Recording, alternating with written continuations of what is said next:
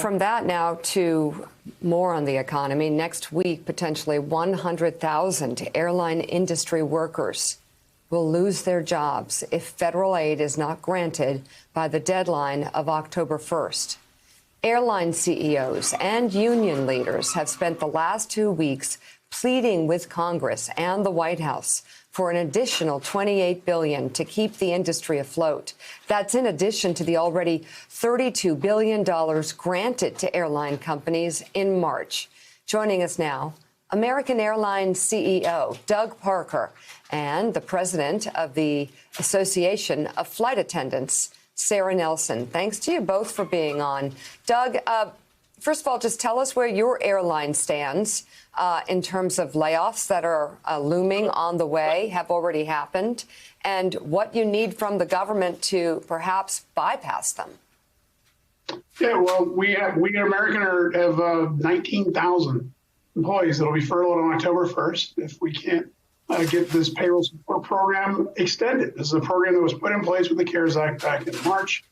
It's been incredibly successful. The point of the program is to provide funds to keep all of our team members employed, to keep all the employees in the airlines employed. We agreed in exchange for funds to pay more employees than we need, to keep them employed, to keep them on our benefits plans, to keep them off of unemployment, and to keep the airline industry therefore running, so that as the economy rebounds, this essential service that our team provides will continue to be provided. So everyone agrees that that makes sense. We have complete bipartisan support for the program. We're having trouble getting a vehicle for it, which is why this is so urgent, because without such a vehicle on October 1st, there are going to be hundreds of thousands of hardworking people who are unemployed. There's going to be service cuts to small markets around the country. And we don't think that makes any sense. Indeed, nor does anyone that we can find in Congress. We just can't seem to get Congress to act. That's less than 10 days away. That's next week, 19,000 furloughs at your company, Doug. So when you look at not just the next week, but the next year, the next 10 years of your company, of the airline industry, what does it look like to you right now? Even I think when we get a vaccine and we get past this, people are still going to be reluctant in some way to crowd onto airplanes. So how are you thinking or rethinking the way you run your business? Well, there's no doubt demand's going to recover slowly. We do believe that it's, as we will recover, certainly maybe not in the next year, but we don't need a full recovery. We just need enough time to keep the airlines running well enough to facilitate the economic recovery that is going to occur. So what we need is, again, to have the ability to keep people employed. Once we start having furloughs of pilots and flight attendants, they're not easy to bring back through training. It'll dramatically slow the recovery of the economy. So again, this isn't about us believing that 6 months from now everything's going to be great. We don't. But what we know is we need to have this essential service in place to facilitate the recovery, and the only way we can do that is by having this payroll support. Buy yourself some time. Casey Hunt has a question. Casey? Mm-hmm. Sarah, I actually want to ask you, I mean, there are, part of what's going on here, so many Americans who are concerned about getting on an airplane. They're worried about their own safety. And obviously, your members and you as flight attendants are dealing with that risk on a daily basis. What concerns are you hearing from flight attendants about how to grapple with this? I realize the jobs are so important, but safety has to be a factor, no? Safety is a factor, and of course, I really appreciate Maureen and Joe spending time on the people that we've lost during coronavirus and keeping the focus on that, because we're still right in the middle of this crisis. And so when we put this assistance in place to keep everyone in their jobs and keep the airlines running to all of our communities with the mail in the belly of those aircraft, delivering essential medicines to veterans and other people, all that infrastructure that's so necessary, we have been on the front line, and we have lost flight attendants. And I have Paul Frischkorn right behind me, who is a good friend and flight attendant at American Airlines, who was the first to die. But what the airlines have also done during this time is use this time to put in new cleaning procedures. We, of course, demanded that there were mask policies that were put in place. And we're doing a lot of things to make the traveling public feel more comfortable about flying.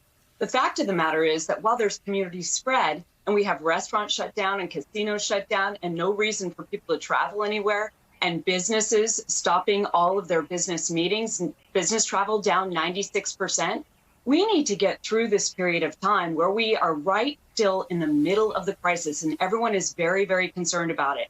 And so what we need to do is get 6 months closer to a vaccine. We need to get closer to a testing regimen with leadership from the White House, hopefully, that will put in place a real federal plan to attack the virus and the real threat here. And that's what this 6 months will do, is it will get us through the middle of this crisis, keep people in their jobs and connected to their health care. It has been the most successful jobs program of all of coronavirus relief. And what's amazing about it is we have overwhelming bipartisan support. No one is against it. Everyone is for this program, including the White House. No one wants to see these mass layoffs on October 1st. And so we just need to get this done now, keep people in their jobs, keep as many people strong as possible, keep our infrastructure, the airline industry in place, and get through this crisis. All right, Aaron Haynes has the next question. Aaron, jump in. Thanks, Mika. And Sarah, I want to stay with you as somebody who I am the daughter of a 34-year flight attendant. And so I certainly am thinking about those really essential workers of the airline industry and wondering, with the uncertainty that you mentioned, the lack really of a plan from lawmakers around what is coming next. And really, we see the headlines, too, around safety with passengers on these flights. Can you talk to me about what you are hearing from flight attendants about balancing their need to keep their jobs and whether they're going to have a job with safety concerns that they may have for themselves and their families in the midst of all of this? Well, first of all, thank you so much to your mother. And I want to applaud her for being a part of building up this career that we all enjoy today. So we are out on the front lines, essential workers going to work. That is exactly what's happening. And we have been dealing with coronavirus since the very beginning, since the end of December, because normally we fly to every corner of the earth when many people can only dream of crossing borders. We go everywhere. And so we face these things up front. The mask policies, the addition of the HEPA filtration, the cleaning procedures that are in place, the very clear instructions through airports and airlines.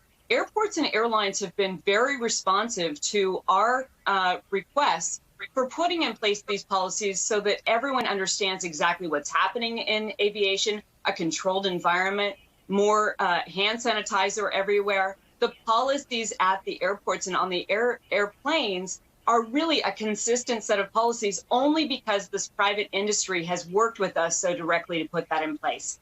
We should have a clear plan from the federal government that makes it very clear to everyone what's happening. But what I do want to say is that the airlines have done a really good job of being very clear that if you're not going to wear a mask, you're not going to wear it right, you're not going to listen to these instructions, you're not going to fly with us. And so we have to have the spirit of we're all in it together and have these policies in place to make this work. And your mother, yes, is putting her life on the line when she's coming to work to do this essential service. And what we're saying to lawmakers is, you need to now take care of these essential workers who have kept our industry going and also have been on the front lines of demanding these safety procedures so that we can keep people safe at work. All right, President of the Association of Flight Attendants, Sarah Nelson, and American Airlines CEO Doug Parker, thank you both for coming on this morning. Thanks for checking out MSNBC on YouTube, and make sure you subscribe to stay up to date on the day's biggest stories. And you can click on any of the videos around us to watch more from Morning Joe and MSNBC. Thanks so much for watching.